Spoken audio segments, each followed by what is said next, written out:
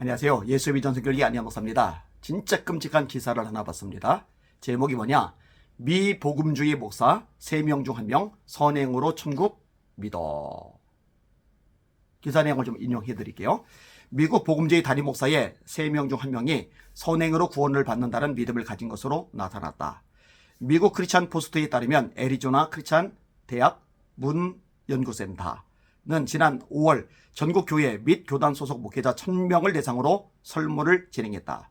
새 보고서는 아메리칸 월드뷰 인벤토리 2022를 기반으로 미 목회자들의 신념과 행동을 묻는 36개 이상의 항목을 조사했다. 기독교 기사입니다. 연구에 따르면 응답한 단임 목사의 34%는 대개 선하며 타인에게 충분히 선행을 베푼 사람은 천국에서 자리를 얻을 것이라는 데 동의했다.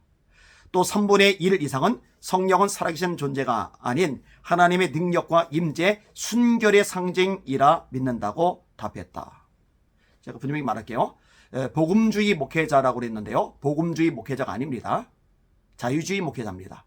이름만 복음주의인 거죠. 진짜 복음주의의 특징은 뭡니까? 성경을 하나님의 말씀으로 믿는 겁니다. 자, 그러면 성경은 선행으로 구원을 받을 수 있다고 말합니까? 그렇지 않습니까?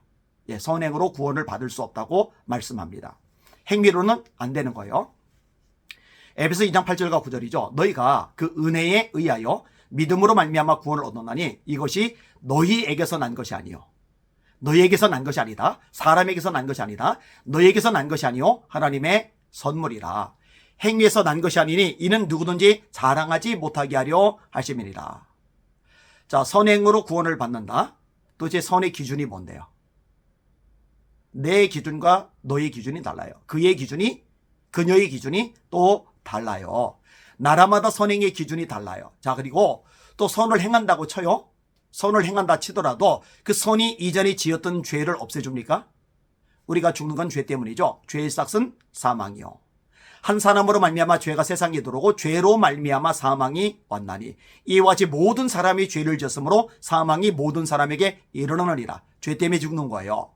그 다음에 죄 때문에 죽음 후에 심판받는 거죠. 히브리서 9장 17절 한 번 죽는 것은 사람에게 정하신 것이고 그 후에는 심판이 있으리니. 계시록 21장 8절 두려워하는 자들과 믿지 않는 자들과 흉악한 자들과 살인자들과 음행하는 자들과 점술가들과 우상숭배하는 자들과 거짓말을 지어내는 모든 자마다 불과 유황으로 타는 못에 참여하리니 이것이 곧 둘째 사망이라.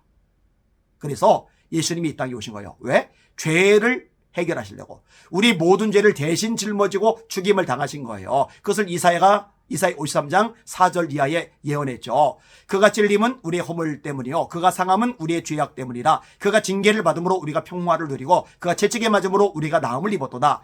우리는 다 양 같아서 그릇 행하여 각기 제 길로 갔거늘 여호와께서는 우리 무리의 죄악을 그에게 담당시키셨도다.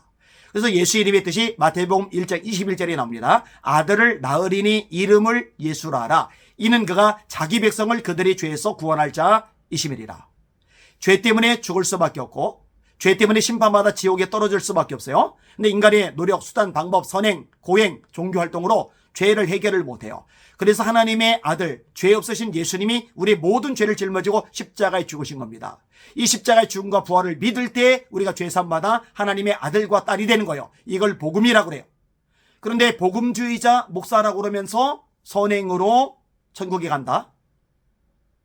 제가 분명히 말합니다. 장담해서 말합니다. 자신 있게 말합니다. 이 목사들도 지옥 갑니다. 이 목사들도 심판받습니다. 절대로 천국 못 갑니다. 거듭난 사람들이 아닙니다. 비극이죠. 진짜 비극이죠. 진짜 비극. 이보다 더 큰 비극이 어디 있어요? 이런 목사들이 설교하는 교회에 다니는 교인들은 오죽하겠습니까? 하나님의 말씀을 제대로 듣겠어요? 복음을 제대로 듣겠어요? 여러분, 복음만이 능력입니다. 바울 사도가 로마서 1장 16절에 말씀하죠. 내가 복음을 부끄러워하지 아니하노니 이 복음은 모든 믿는 자에게, 선행을 행하는 자가 아니에요. 모든 믿는 자에게 구원을 주시는 하나님의 능력이 됨이니라. 첫째는 유대인에게요, 또한 헬라인에게로다. 이 복음에는 하나님의 의가 나타나서 믿음으로 믿음에 이르게 하나니 기록된 바 의인은 믿음으로 말미암아 살리라 함과 같으니라. 거듭나지도 못한 사람이 목사라고 하고 있어요. 구원도 못 받고 지옥 갈 사람이 복음주의 목회자라 하고 있어요. 그러니 헛소리가 이어지는 거죠. 성령님이 살아계신 존재가 아니라 하나님의 능력과 임재, 순결의 상징이다. 이단입니다. 이건 이단입니다. 성령님은 삼위일체 하나님이십니다. 성부, 성자, 성령. 아니, 살아있는 존재가 아니면 성령을 근심하게 하지 말라. 이런 말씀이 왜 나오겠어요? 삼위일체란 말도 없애버려야 되겠네요. 성령 하나님이란 말씀은 안 되겠네요. 단순히 능력이며 존재며 능력이며 어떤 순결이며 이런 거라면 말입니다. 아니죠. 아니죠. 사실은 이제 거슬러 올라가면 신학교부터 문제인 거예요. 신학 교수들이 거듭나질 않았어요. 예수 안 믿어요. 성경을 몰라요. 그리고 신학생들이 그런 신학 교수들 밑에서 배워서 목회자가 되니 이런 비극적인 현상이 초래되는 겁니다. 끔찍한 일이 발생을 하는 거죠. 분명히 말합니다. 마지막 때요. 때가 이르리니 사람들이 바른 교훈을 받지 아니하며 그 귀가 가려워서 자기의 사욕을 따를 시선을 많이 두고 또 그 귀를 진리에서 돌이켜 허탄한 이야기를 따르리라. 그 귀를 진리에서 돌이켜 말씀에서 돌이켜 허탄한 이야기를 따르리라. 한국 신학교도 걱정이 많아요.